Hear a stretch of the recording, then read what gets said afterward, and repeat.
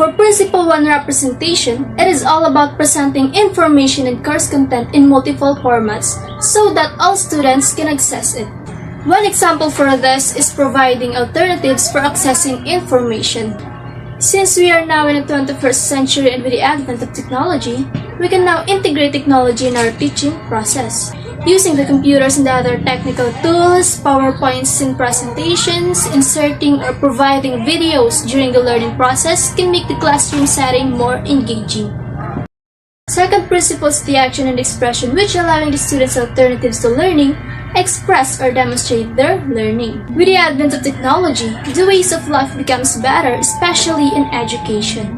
Kids nowadays are digital natives, so teachers are making their ways of teaching more engaging. Instead of sticking with traditional ways of teaching like pen and paper, cartolina or manila paper, they integrate technology in their teaching process, letting their students to type out their essays rather than writing it on a yellow paper, letting their students to report using computers rather than posting cartolinas and manila papers, letting their students engage in digital world, sharing informations online, posting posters online, gain feedbacks rather than drawing it on a piece of bond paper, and that's how technology works. Third principle is engagement, stimulating students' interest and motivation for learning in variety ways. From the word engage, engaging the students in the learning process. In providing activities for students, teachers must first consider their objectives and the interests of the learners, and that will encourage communication and collaboration. Instead of giving them time-consuming and tiring activities, teachers must give them collaborative works instead, like group works or pair activities wherein they would collaborate, communicate, share their thoughts and ideas, and even brainstorm about the particular topic.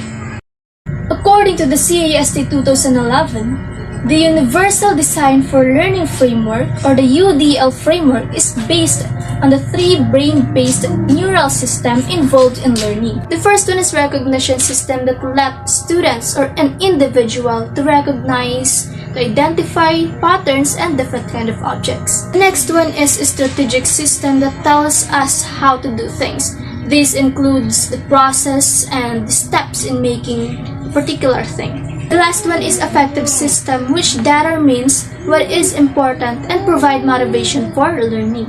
This includes how are we going to motivate students to engage in the learning process. Hi, Miss Raylene Magbanua. Here's your question. So listen.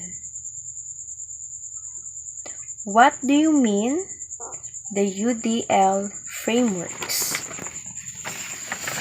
The UDL principle was designed by Ronald Lawrence Mace, or Ron Mace, from guiding principle used by architects who design buildings, environments, products for independent use by people with wide range of unique physical and cognitive needs. It is important in education for it developed and support accessibility for learners, and will be appropriate for students' diverse background, learning strategies, and abilities. And your second question is, I know you know the principles. So can you tell me something about those principles? Year 2009, when Principles of Universal Design for Learning, or UDL principles, was released. Representation for Principle 1, action and expression for Principle 2, and engagement for Principle 3.